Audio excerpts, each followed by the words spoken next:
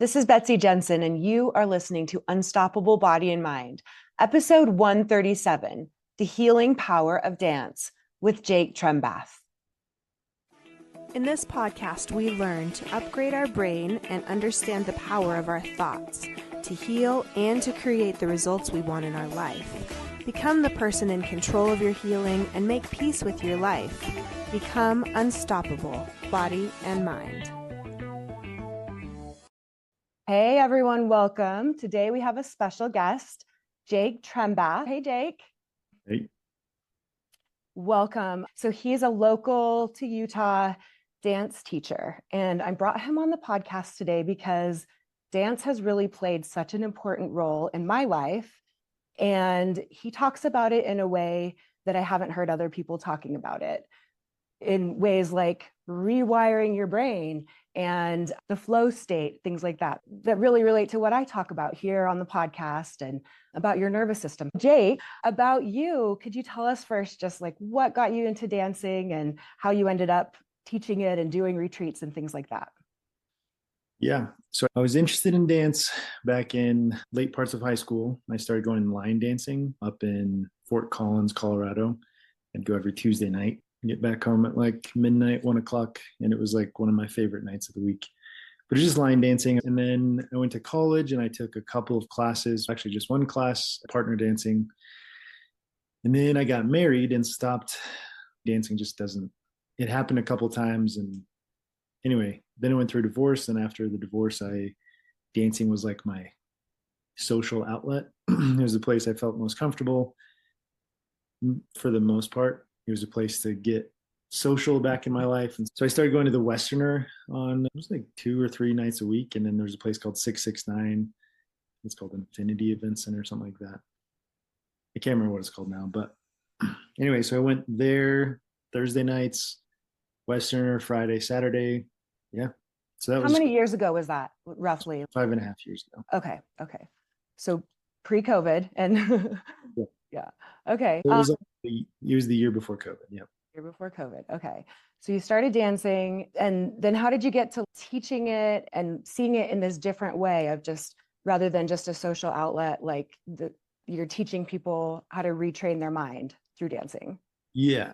Good question. It happened authentically with my growth and my healing journey. So I would go dancing and I just went through a divorce and I was like figuring out that I was not the greatest communicator and not the greatest a lot of things. And so I was like obsessed with the psychology of humanity and everything that goes on for people. So I was obsessed with like communication styles, and I was obsessed with fear and how that enters your system and trauma bonds. And anyway, just like everything that I feel like I got stuck in before became obsessive in my brain. I have to figure this out.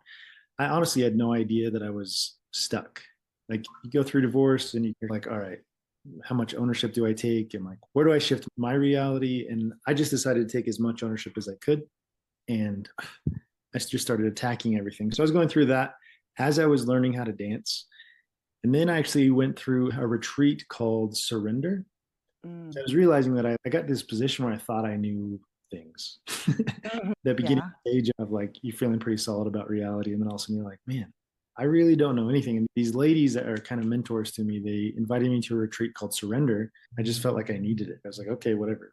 And I show up, and it was this entire process that I went through where I shed different parts of me. I danced by myself. At one point I was held by this grandma, and she was just like a classic grandma that bakes cookies, and just like one of those, like, I don't know, classic grandma. And I have what I feel like is mother wounding and feminine wounding. And so she just held me as I just went through my childhood and processed and cried and wept. And it was like a bitter, absolute bitter pain. Anyway, shortly after this, I came through the other side of that. And I was like, I feel like I was actually starting to move the pain that I'd been holding most of my life. And I just felt like dancing. And so I just danced and I moved my body and I looked at myself in the mirror and actually liked myself for the first time. And just like, I went through this experience where my perspective on everything shifted like in an instant. And that next week, I had a first kiss with someone and I moaned. My body just let out a moan. And I was like, whoa, sorry, that's embarrassing. And she was like, no, that was really hot. And I was just like, oh, okay, Yeah. that's new for me. And Yeah. so Amazing. that happened. And I noticed that my dance, because I was already dancing a little bit at the Westerner, my Mhm. dance was way more expressive. And that next week, I started having people ask me to teach them how to dance. And so as Mhm. I was going through my own expression and like learning how to connect with myself and my body and gaining more confidence, suddenly I was only in this like 3 months, 4 months, and people started asking me, hey, can you teach me that? And so I was like, sure. And so I started being open to the idea. And then all of a sudden I got a studio space where I could teach at. Mm. And so suddenly I was teaching dance lessons. And then as I was working with people, I was noticing that all these things were correlating. I was noticing that people's attachment styles were showing up. And so people that were anxious, you could feel it in their energy, Mm. in their connection with you.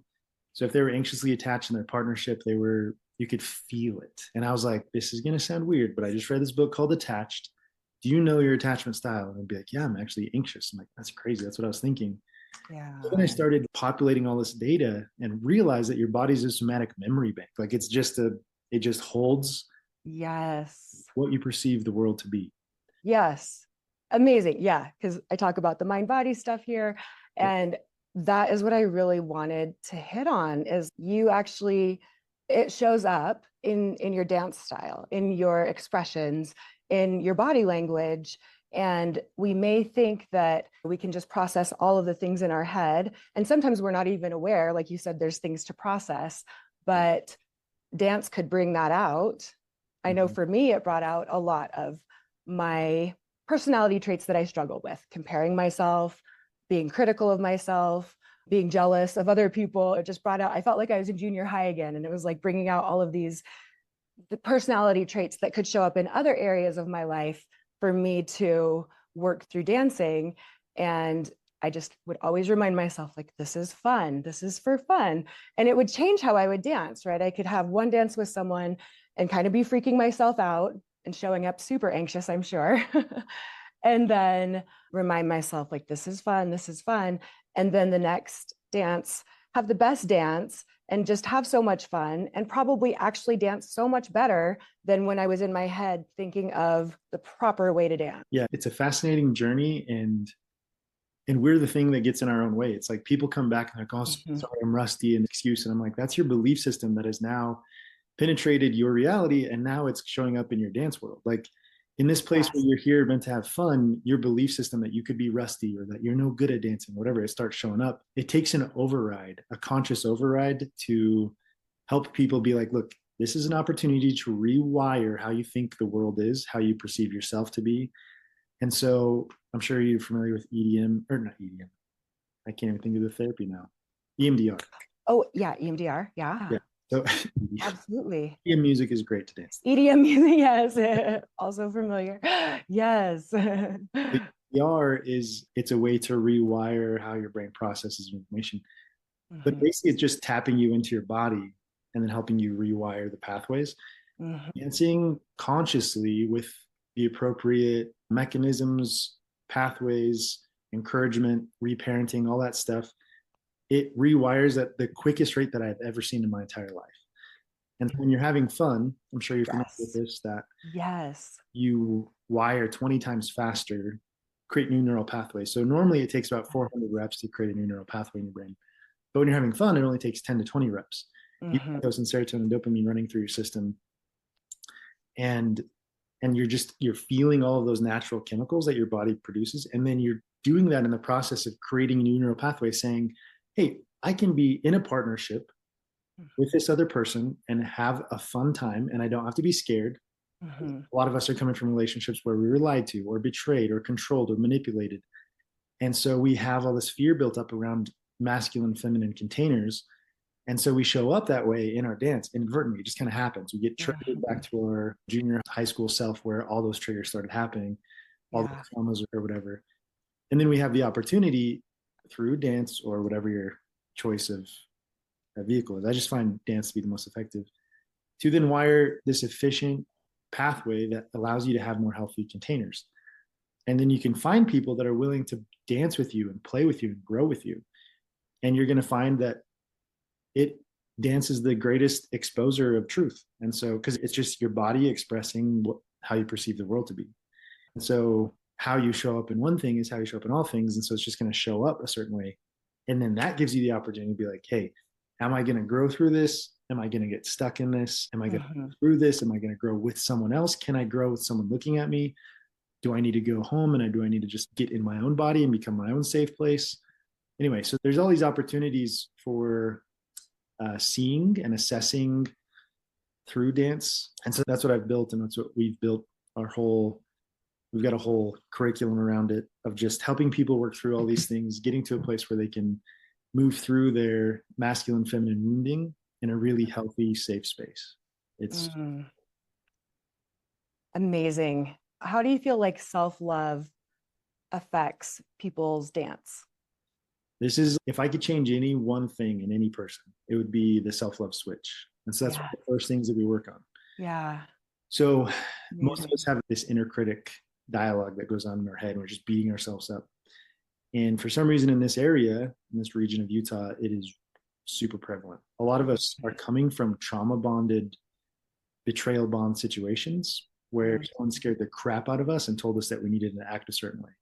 You need to act a certain way. And so even though that abuser is no longer in our life, whether it was a parent or a church leader, a school leader, a boss, even though that person is no longer in our life, we then carry the stick and beat ourselves with it. And so what we do is we help them see that stick is not them.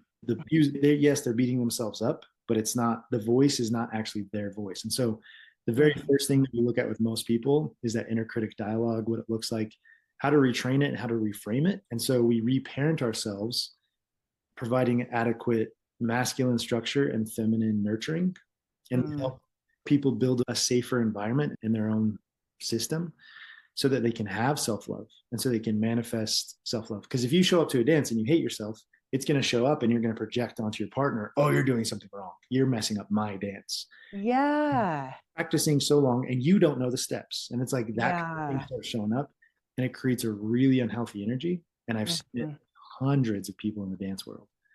I've created a different pathway into the dance world that doesn't care so much about steps and about footwork. And like all these things are so technical and no one cares. Yeah. Like, great, care about steps all you want. Go do it with your own friends. Be judgmental of each other that they're not stepping right or not counting. My friends over here. Right. Yeah. I had to learn that kind of by experience, where several times I would like almost scream, or I would be like, I messed up, and make a big deal of it. And it really disrupted the flow of the dance.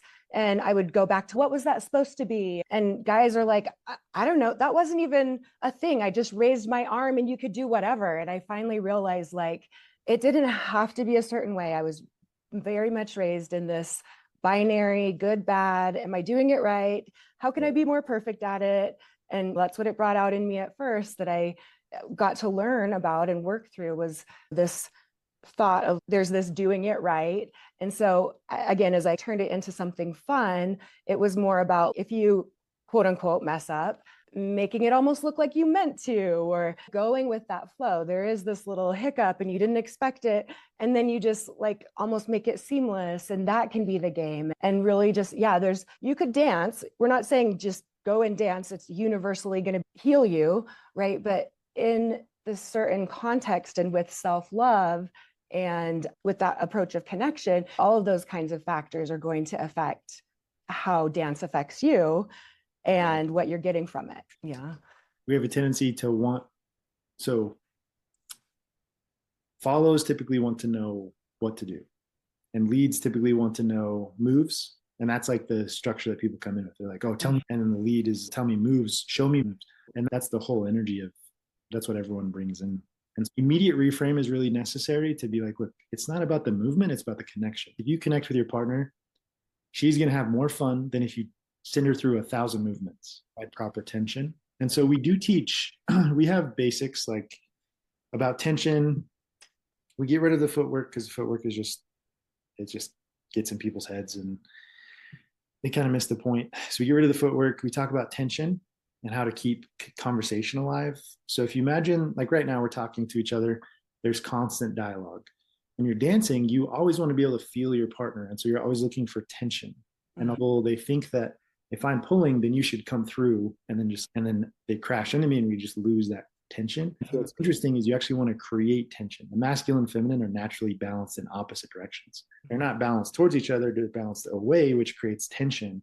And so there's constantly either push tension or pull tension in the dance. And that's how you stay communicating. If you keep that dialogue open, you then to co-create at a new level. Mm-hmm. Anxious person, when they're pulled, they'll crash into the other person because they're like, oh, you want me to come to you? So they'll crash through and lose the tension. The avoidant person will pull away and just disconnect a lot. And they'll always have their body turned away. And so what the magic sauce is to realize that tension is actually good. It's good. The Way of the Superior Man. Oh, no, I haven't. It's an interesting book. It just talks about how, and it just talks about from the masculine perspective, but it shares both and it's fairly balanced. A masculine person or a feminine person is going to attract their opposite. Yeah. It happens. And then the person's going to frustrate you because they're your opposite, but it's time to help you grow. What we're looking to do is embrace the opposite nature of the other person and understand that the lead is leading the structure of the dance and the follow is leading the flow of the dance. And so understanding that allows us to then take our roles and just move with them. So many times it's like, I'll be leading part of the dance and then the follow will just take off in a different direction and just lead her own thing, which is fine. I'll play with that. It's not a problem, but it's like most follows want to get fully into their feminine, and that looks like water. It doesn't look like the banks of the river. It looks like water. And when you're feminine, you have to appreciate and rely on the structure that the masculine provides within that structure. And so understanding that balance is really crucial. And if you're masculine and you want to learn how to play in your feminine, great. We'll play that way. There's people sometimes are like, we'll get frustrated with one side of the other.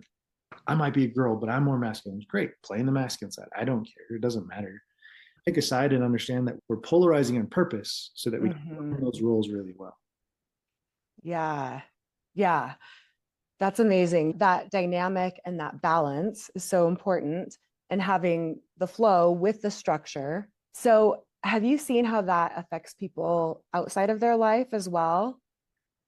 Big time. This is a great question.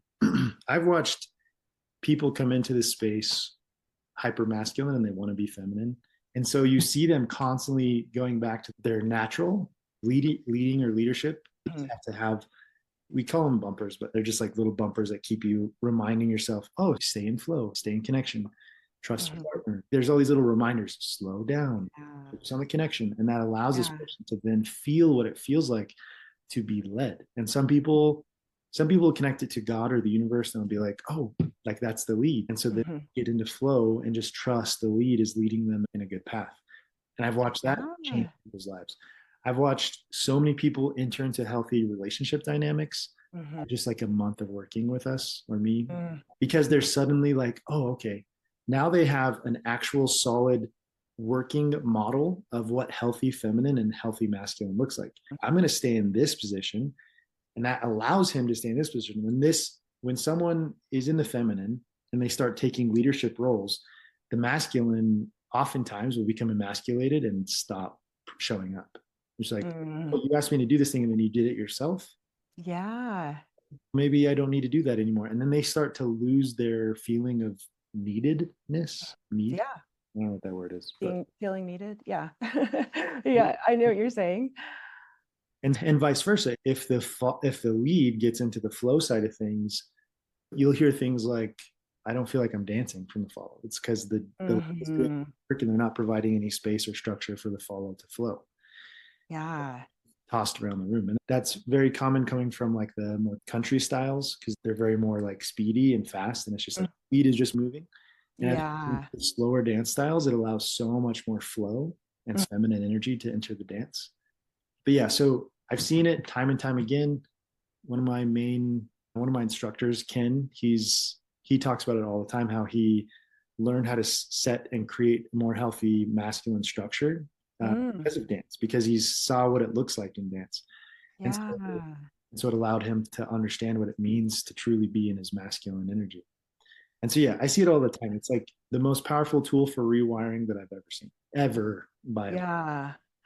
Yeah. Oh, amazing. Yeah, I've been just screenshotting little things like quotes about dance. And there's things everywhere from it improving your memory and preventing dementia and social connections and little stories about it. I remember a story about one girl, she had Down syndrome and she was in high school and they didn't think she could be on the dance team and she did. And it helped her grades and it helped her social life and it like affected every area of her life because she had dance in her life. So I always love those studies about dance. And there's one that Dr. Schubiner, he's in this world, one of my favorite teachers, they did a meta study of all of the treatments for depression, drugs and different treatments. And the best treatment overall, meta study of all these thousands of studies, was dance. Dance was the best form of treatment for depression overall. So yeah, I definitely think it shifts my mood, it elevates my mood. And I was like, I discovered some dancing, some swing dancing in college, and those were my favorite nights. I was like Thursday and Saturday, and I look forward to those nights. And I was just like so happy when I was dancing, and it just had this post-dance glow. And so there is a lot to the physicality of the movement, but it's so much deeper too. And especially if you're getting into partner dancing and getting into the depths of the masculine and feminine and the tension and the flow. Amazing. Yeah. And it's a beautiful tool. So it's like it's a drug. Like it is literally like a it's your body's natural drug, right? It's oxytocin, serotonin, dopamine. But if it's not used, you can use it just as, oh yeah, something to numb out or whatever. Which a lot of people, I can't tell you how many people tell me that dance is their therapy. Going to your therapist and then repeating your same reality is not ideal. Like the idea of a therapist is to go work through things, but then create new pathways and new. Yes. So the only way out of like dance is the drug that attracts. It's fun, it's playful, it's connected. You're playing into little relationships, but it's very important to utilize that as a tool, just like any other thing. So there's all sorts of medicines that are great, but they're only great if you're using them functionally to rewire on purpose. And so dance as a tool to rewire is really helpful. And so it teaches really great deep lessons. There's limitless things you can learn from the masculine and feminine, like just learning how to balance. Just that simple balancing act is enough to, I would think that it would take you through the rest of your life, learning how to be masculine and feminine. And I know a lot of people that use it as a getaway, and that's totally fine. People can do whatever they want. As a tool to rewire, it is extremely effective. And so and I think you've done that through college, like having that. And for me, it was just a getaway at first. Yeah. I think you're right. Like I do think back to the EDM, it's more that repetitive and and it does feel good, the physicality of just moving your body. And there could be so much more to it too when you're doing it with intention. And you talked about safety, creating safety. Could you talk just a little bit more about that? Because I think that's important. Yeah. So just like what you're talking about with self-love, if I could change any one thing about any person that would make the greatest impact on their life, it would be how they treat themselves, how they see themselves, their self-love. Like adding a self-love practice, just like anything else, changes your reality forever. If you can just start being nice to yourself, it's a practice. Just be nicer today than you were yesterday. And you'll start getting better at it. And then all of a sudden you're like, hey, I'm good at being nice to myself. That is how you create safety for yourself. You can also do that with other people. So we have an inner critic, we have an outer critic. Outer critic happens a lot when the focus of dance is like the steps or the footwork, or this is how it's supposed to look, or the style. It's all those things you can tell I have a little bit of frustration about, because I showed up in the dance world and people are weird. I had so many people telling me, you're doing that wrong, this wrong. And I'm just like, the hell? Like leave me alone. Like I do not claim to be in the dance world. Like it is like the weirdest. They're very technically minded. They care about a lot of things that I don't care about. And it's really frustrating to deal with them because they're really rude. They're like, oh, you're not a great dancer. You make like this. It's just like they're very unconscious, and just the focus is not safety. It's not fun. It's not connection. The focus is, are you doing it right? And then also create this environment of, it doesn't feel safe because you're showing up and you're like, this person's constantly judging me and I don't really want to be here. Then you're just like, oh, I hope that person doesn't ask me to dance. And I know people that they've been dancing 10 years. And so they just think that they're the authority. And so they tell everyone what they're doing wrong and how to fix it. And it's just, dude, get the fuck. It's just like really frustrating. Yeah. Yeah, absolutely. So creating safety is like the most important thing. And what I found early on in my dance journey was that the people that created the most safety for me brought out the best dance in me. Yes, absolutely. Yeah. All of a sudden you're like, how did my body even know to move like that? And Right. yeah, you didn't even realize you could do it, but Yeah, you're just in that inspirational state of playfulness and creativity, and it just comes out. exactly. Yeah. Yeah, so they would just create that safe little environment for me. And then all of a sudden, and I'm a number, like my brain works in numbers. So I was like, man, I'm like 15% better when I dance with this person. Yeah. Yeah. Crazy was it showed me that I was better than I thought I was. Like I'm average. And then I dance with these people that just are like so safe and inviting and encouraging. Hey, that was a great move. That was fun. I love the dance. All that energy just helped me feel like $1,000,000. And the dance was better. And then it was like, that was my new standard. And then I would dance like that with everybody. I was like, this is the coolest like correlation. And then I would dance with them again and get another 15% better and another 15% better. These people I consistently danced with created these amazing safe environments for me to just show up and blossom. And I realized that I could do that for my partners as well. And then I realized I could do that for an entire community. And so now we have an entire community full of safe, loving connection. Soal Coast community is it is the most beautiful thing that I've ever been a part of. It feels like this beautiful garden where everyone feels like they have the freedom to blossom and bloom. I feel like we're just a bunch of random people that just are on the same journey and path of healing and growth and looking for deeper connection in our life. And it's so beautiful that I've got people showing up. We'll run an event and people are coming from 2 states away. I've got people that have moved to the state for the opportunity to be part of the community. There's so many beautiful things happening because of what we've created. Yeah. But the safety that you're talking about, it is the most beautiful thing, first with self and then with partner. And then unequivocally, people blossom in those spaces, better about themselves. There's this book called Multipliers that I love. And the book just talks about how some people just bring out the best in everybody around them. We all have the opportunity to do on the dance floor. For 3 minutes, we can just bring out the absolute best in our partner. Yes. Oh, so inspiring. Here's a question for you. We haven't talked about this at all, so I'm curious about your answer. Have you seen it help anyone with their health, with how they're feeling in their body, either like chronic pain type of issues or general health issues? Yep, absolutely. So one of my best friends in the whole world, Katie, her throat stopped swelling up. She was able to express herself through. We've seen people come from chronic fatigue. Yeah. Even people after paralysis. We've had a few students that are straight, like literally like hardly immovable, and like all the endorphins and serotonin and oxytocin running through the system just wakes their body back up. We've had a lot of people get back into health, lose weight. As people, this one's a really cool correlation. As people start to see themselves differently, they can then show up differently. And so one of the things with one of my students, this is one of my first students, and she was feeling very heavy in her dance. And she told me about how she felt heavy and she was a burden and all this stuff. Sure, we can all have felt that at different points in our life. But I was like, all right, let's gain some consciousness around how your feet move. And so we just got her up on the balls of her feet, started feeling light. And so she felt like she was dancing on a cloud. And she told me that. She said, I feel so light. I feel like I'm dancing on a cloud. And within a month, she had lost like 20 pounds. And she'd been trying to lose weight for years. And it was just like this perception of self allowed her to reframe and be like, I'm light. I am like one with the clouds. And so she just started showing up lighter and lighter. And she literally lost weight from it. Yeah. So amazing. I've seen so many cool things from it. People getting their bodies back. I've worked with people that are in their 60s, 70s. I think I've even had a couple students in their 80s. Oh, wow. Cool. Regain their body's function and movement, because it's exercise, right? Yeah. A couple of my students are bodybuilders, and they already have this inherent consciousness to their body of it so much, but allows them to get out of the structured like body build and into the flow of feminine energy or whatever it is. So I've seen so many cool correlations between health, movement, dance.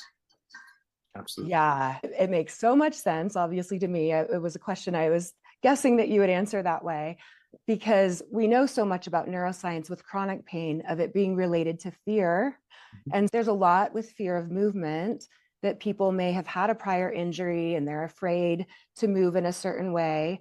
And when they can do it in a playful way and rewire those patterns, then their brain starts to conceive that those movements are safe and it produces less and less pain.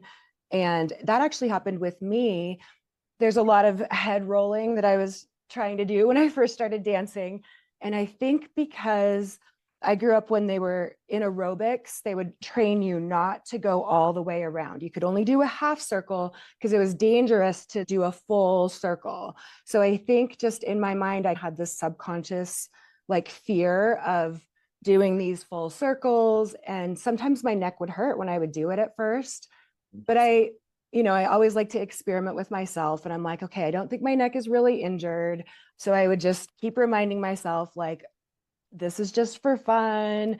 Your neck loves moving in these ways. It's healthy for it to move in all these different ways. And that pain got less. And now I don't have it at all when I do those neck rolls.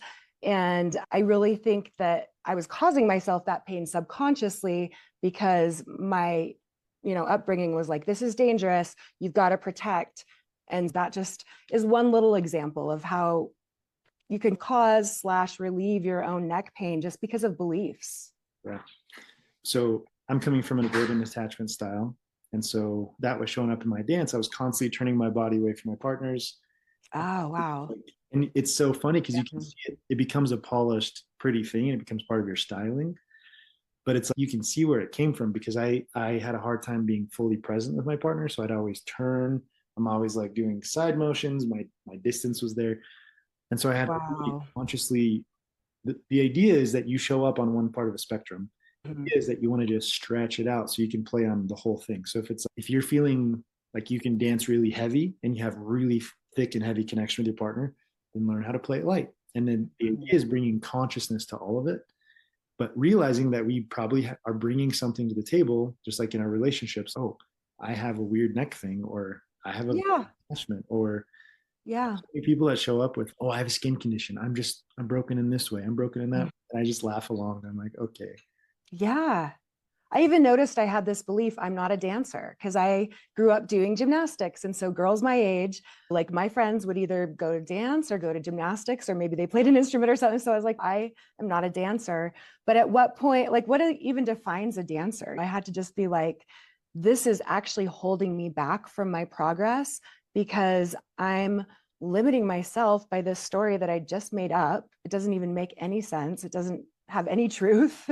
So the truth is, I just love dancing. And if I believe I'm not good at it, I will hold myself back. And if I believe that because I didn't start it in my childhood, I'm never going to be as good as someone else, then that's how it's going to show up, right? True. Yeah.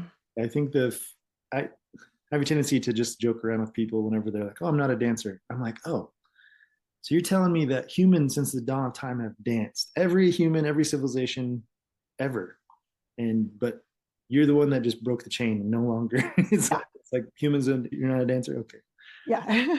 Just like this concept of, oh, suddenly I showed up and I'm not a dancer. It's just Yeah. like everyone is whatever you think you are. Yeah. It was literally like a year into dancing that I was finally like, wait, I guess I could not drag myself down by thinking I'm never going to be good at dancing because I didn't start. It's just so fascinating. But again, it brings out those deeper things if you go into it with that consciousness and you're seeing it as a mirror of reflecting your subconscious state, maybe. Absolutely. And I think this is one of the more fascinating ones. So it goes as deep as you want. This is, oh, I'm not a dancer, I'm a dancer. And then there's, I believe that I'm a burden. That one's huge. And so then you are withholding yourself from your full energy is no longer present. And so you're giving a fraction of yourself to the world. They have 10% of who you are. So you're then attracting people that can only handle 10% of who you are. Then you're recreating the story. So there's certain moves in dance where you want to give your whole weight to your partner. Mhm. Those people, as soon as I ask for their weight, they don't give it to me. They give me like 10%. They give me like a little fraction of who they are. And it's, girl, you are never going to rewrite this story if you still think that you're a burden. I, in my masculine energy, can handle all of you to this dance with you. If you're only going to show up Mhm. 10%, you're going to attract the guys and the leads that are not your match. You're going to attract the people that Right? hold 10% of you. Who should be Yeah. paired with people who giving their 100% are only your 10%. And so I watched these things happen, and it's like in dance, for me, it just reveals what's going on in the inner workings. And the I'm a burden is a very common thought that a lot of people have. Not a Mhm. big deal. We all have some version of that. And so allowing people to be like, oh, I can give all of my weight to this person, he can hold me. And Mhm. sometimes I'll laugh at them. I'll laugh at them in the dance, be like, oh, you think that I can't handle all of your weight. It's just like funny. And then Yeah. do some movement where I just like lightly pick them off the ground and cover them for a second. They're like, whoa, you can hold me? And it's just like you can watch the gears start breaking in their brain, like, what? They just think they're like heavy and a burden. Anyway, it's Yeah. wild and it's so fun to retrain. Yeah. Yeah. I could see it like you're not worthy, you're not good enough, you're not doing things right, you're too much, don't take up so much space. Yep. I would apologize if someone stepped on my feet. Be like, sorry, like I was in your way. I'm like, you can take up space. Like you don't have to apologize for just being there. And if they step on your foot, it's probably just as likely their issue. But it's just, yeah, those little things. Do you think it ever like scares people away to hear you talk like this? Oh my gosh, all my secrets are going to be exposed. You can just see all this. Or what do you think about that? Yeah, it's super, what I hear, the feedback that I've received is super intimidating. I don't need dance to show what's going on. Like, I just use dance because it seems outside of us. Same exact thing in a conversation, shaking someone's hand. Like, Yeah. but it does get intimidating in dance. And so it's a little tricky. It attracts a lot of people. So, like at my dance retreats, every single time for the last 6 retreats I've ran, I've had one or two or three or four people show up and be like, I heard there's someone that can diagnose what's going on in an instant. And that's why I'm here. And I'm like, let's do it. And so like 10-second interaction. I'm like, yep, this is going on, this and this. And they're like, you're right. And thank you. So it's intimidating and it attracts people that are ready for it. And it Yeah. repels people that aren't quite ready to face. But Right. the biggest message that I would hope that everyone gets is, hey, no one cares where you're coming from. You could be coming from a relationship where dishonesty was like a regular thing. And so you don't think it's that big of a deal. But now you're so ashamed of it when it shows up in real life, and you're going to remove yourself from reality of the people that you're dishonest with. So you're not going to be able to work through that thing. Or you could be coming from a relationship where physical violence is regular. And so there's cultures out there where they're very physically violent. It doesn't matter where you're coming from. We get to take you where you're at. And this is the part where a lot of people try not to be seen because they Mm-hmm. have this ego, this idea that they're already something. They have a somebody about them. They think they're somebody. They think they've done all this work, and which is fine. It's true, but it doesn't mean that all the areas of your life have been polished up and are refined. So for people, if people could just accept that, hey, no matter how you're showing up to this relationship is fine. We just get to work towards something new. If you want to stay here, great. Stay there. Don't Mm-hmm. enter my space. Don't ask me for help. But if you want actual development and change and adjustment, let's Mm-hmm. work on that together. I don't care where you're coming from. I just know that we Yeah. we all want something different for ourselves. We all want to live in a happier, more joyful, more playful, connected reality. And so Mm-hmm. people could just appreciate that. No one cares where you're at right now. It's okay. It's okay if you are 500 pounds and just getting off the couch for the first time. It doesn't matter. We all start somewhere. And it's just a matter of understanding that you're okay where you're at, Mm-hmm. understand that you're going to get to where you want to go. And this is just a fast track. I'm not going to judge Yes. you on that path. It's just no one, it's hard because I can't speak for the whole dance community because the whole dance community can be very critical. That's why my space very specifically in the community that I've created very specifically is a very safe environment for Mm-hmm. that reason, because we have so many people leaving traumatic relationships, abuse, deception, whatever. Yes. So my community very specifically is keyed into that. It's Yeah. trauma-informed leadership. And so it's very conducive to growth in that way. Hmm. But I also understand that a lot of people are coming from a very judgmental society and community. And so they don't have a tendency to just want to be seen. They're not like, oh, yeah, look at my stuff. And so it takes a bit of self love, self acceptance, self grace to get to the point where it's just like, yep, this is all of me. It's the yes. So, long answer to your question. A lot of people are intimidated, but when the people are ready, they just show up. Yeah, exactly. Yeah, it's showing up everywhere anyway in your life. So you might as well address it in the funnest, fastest way. If you can rewire it in any way, rather than doing 500 cold plunges, I'd definitely rather go dancing. Yep. And Okay, cool. I love me a good cold plunge, but I also, there's like just something magical about, and this is the part where I think we were going to talk about, but the flow of connection. Yes, let's When talk you about get in, when you get into that flow state with someone, there is nothing like it on the planet. Because flow by yeah. yourself is great. Any of us that have played sports or have a job where we can get into flow, it's really fun. It's like cool to get into the zone. Get in the zone in partnership, it is mind blowing because you're co-creating in flow. And Yes. it is what I feel like once you can master that, it is what I feel like gets us to our highest timeline, gets us to the timeline that's going to be the most efficient. Because Hmm. in partnership, if you can get there, which again, that's what I think dance is all about, it allows us to then create a functional reality of, oh, I can do this everywhere. I can do this in my workplace. I can do this. Yes. And so now I'm finding all these places in my life where I can just get into flow. My sports that I play are better because I can get into flow. I can see quickly. Yes. My job, my business stuff, I can just get into flow with really quickly. And if you have the same alignment, which is a very necessary key component in my opinion, Hmm. same alignment. So say you're on a basketball team, you want to win. That's the goal. You can get into flow in that direction super rapidly. Hmm. If alignments, it's very tricky, but Yeah. reveal itself in the dance. So if you're doing Yeah.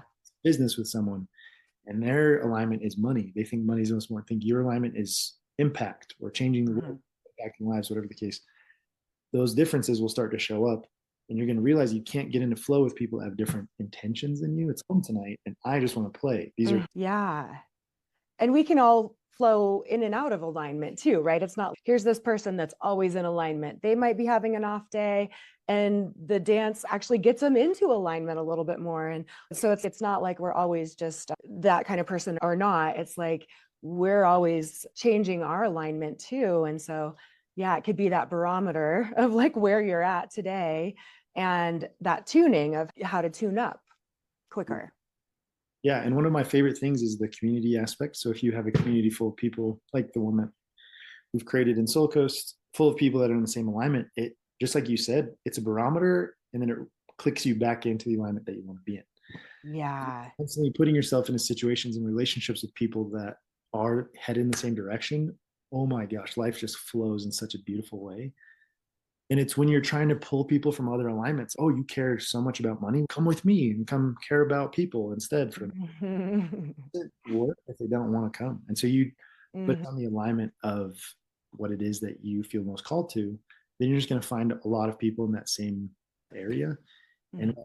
dance in my community is that the majority of us are in the same direction. We're headed to Mhm. the same place. Yeah, yeah, it's so much deeper than just doing the moves and just moving to the music. And I just love talking about it in this way because, like you said, it can be a reflection of life and especially how you can change things in your body without just going through your mind and a lot of thought work and talking about how we would change those behavior patterns versus like you're physically doing it in a fun way. Instantly. Mm, love it. How can people find out more about you and where to, if they can access, if they're near Utah or where else? I think you're doing a retreat someplace else too.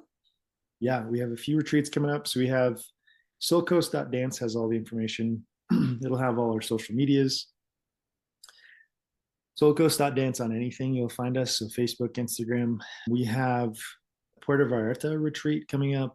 I think it's next month. And then we have a camp out coming out The camp out is tons of fun. So it's out of the salt flats. We build the dance floor. We put up our speakers, and it is camp out there. It is an amazing night. It's so fun. 12 o'clock, we hit the black lights, and we have all these tapestries, and it just lights up black light in the middle of the desert. It is so freaking cool. So that's coming up next. And then after that, we have a retreat in Puerto Vallarta. And then we're supposed to have a Costa Rica retreat scheduled. We have another retreat in Park City. Okay, so we have a bunch of stuff coming up. We try to do at least quarterly events. We have another one down in Zion. Mm, they're neat, huh? We'll be performing down there, and then we'll have our dance camp set up down there with a portable dance floor. So we have all sorts of stuff coming up. St. George, Salt Lake. We have online content so you can learn how to dance at home. Oh, I didn't know that. Cool. Okay, I'll put all that in the show notes, all of those resources. Very cool. Yeah, I was wondering about what you suggest for people who can't come to you and don't have those resources. Yeah, the best thing is you can hop on and take some of the online courses. We do have a couple of Facebook pages that will post our weekly recaps. We have a lot of things that we can hop onto. Amazing. So cool. Is there anything else that comes to mind that you'd like to share? I feel like this has been a great discussion and so fun talking to you. I think the biggest thing would just be try. It's very rapid. Like instead of these long processes of these drawn out, like you're talking about, where you're like consciously thinking and it takes you years and years to rewire, change things in 2 days. I've seen people rapidly shift in ways that I'd never expected. I watched people going from a year of therapy and constantly writing how much they love themselves, never believing it, to overnight at a retreat. Once they have the neural feedback, a new pathway built, and the mirror neurons firing in the community space, I watch them go from never believing that they love themselves to the next day being like, I do love myself. And then watching that transformation overnight. So that's huge, actually. That really is. It is absolutely, it's like peer pressure. It is. It is like the first thing. That's one of everyone's deepest issues usually, is feeling unworthy, not enough, not loving themselves. Like you said, I totally agree with you 100%. If I could change one thing with everyone, it would help their health, their mental health, and their physical health, I believe, to have more self-love. So the rapidness of the change, it's worth the try. And so if you have a little bit of hope that maybe this would work for you, like just give it a little bit, like just taste it a tiny bit, just try it out. It's so crazy fast to watch how quickly things can change. We have a Netflix documentary that's filming us next week. So cool. And I'll give you the information on that too. But congratulations. Just since I've known you, like, you've really grown and the community has really grown. And that is really due to you in large part, I'm sure, if not all due to you. So I've got a pretty amazing team. There's 10 of us that are pretty driven and committed to make an impact through dance. But yeah, definitely there's been amazing things that have happened. We're traveling the world now and dancing all sorts of places. The need for what we're doing is pretty clear at this point. And so we're just like, all right, let's just put some time into it. All of us are doing our own thing. And we're like, all right, this is gold. So let's mine this a little bit. Let's create more opportunities for people to connect here. Absolutely. And it just ripples out and affects everyone's life positively. Congratulations. I'm happy to have you on the podcast and be able to spread that news and these ideas around to more and more people as well. So thank you again for coming. We should do a dance video and add that to this. Absolutely. Yeah, good idea. Okay. I'll try to not be anxiously attached in it.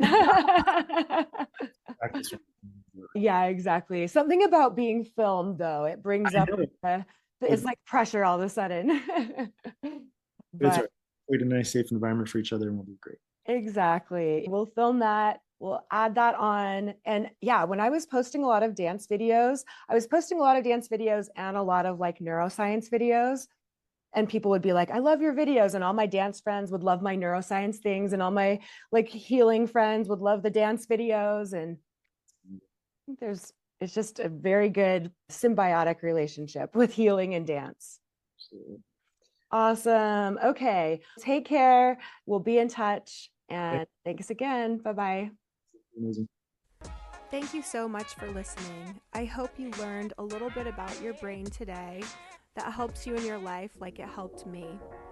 Please be sure and subscribe and leave a review. And of course, be sure and share this podcast with someone you know that wants an unstoppable body and mind.